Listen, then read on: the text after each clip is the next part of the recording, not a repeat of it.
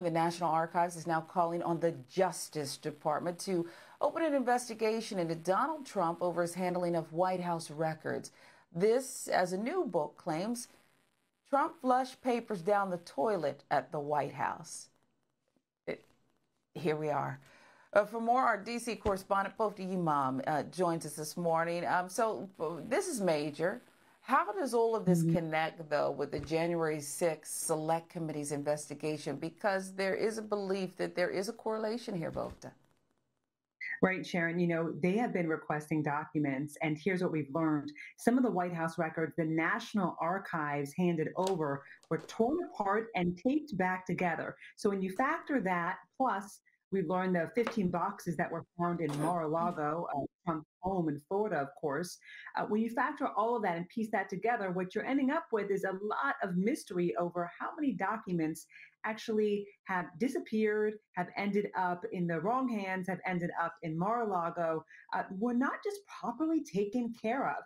And so, it's raised red flags with the archives officials who suspected Trump may have violated laws involving the handling of those government documents. And that's when they reached out to the Justice Department. They want the Justice Department to now investigate.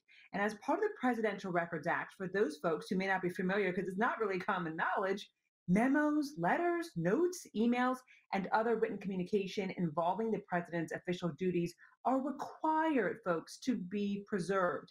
Materials that we've learned that were recovered include correspondence with North Korean leader Kim Jong Un, plus a letter left for Trump by President Barack Obama, and possibly some gifts Trump received as president that were never turned over to the archives.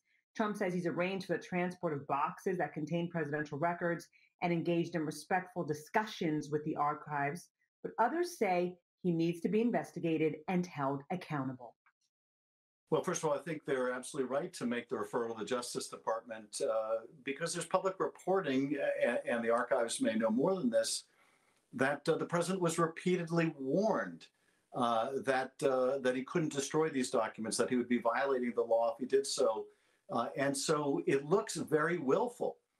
And if there's evidence of potential willfulness in the destruction of documents, that is the kind of case that if any case is going to be prosecuted, might be prosecuted.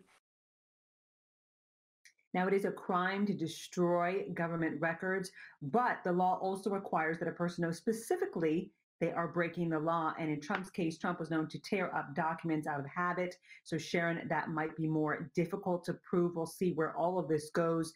Some say this would be something that is chancy on prosecuting. It would be difficult to prosecute. But either way, it does prove that the Justice Department needs to look into it for accountability for, of course, future administrations, so that they know they cannot just get away with tearing up documents, whether it's out of habit or not. Yeah, might want to just focus on one administration. You just got to wonder, what will someone be held accountable for? Everything's always iffy with some people being prosecuted, but we'll keep an eye on it, Bofta Yimam. I know you will. Our Washington correspondent live in D.C. for us. Thank you.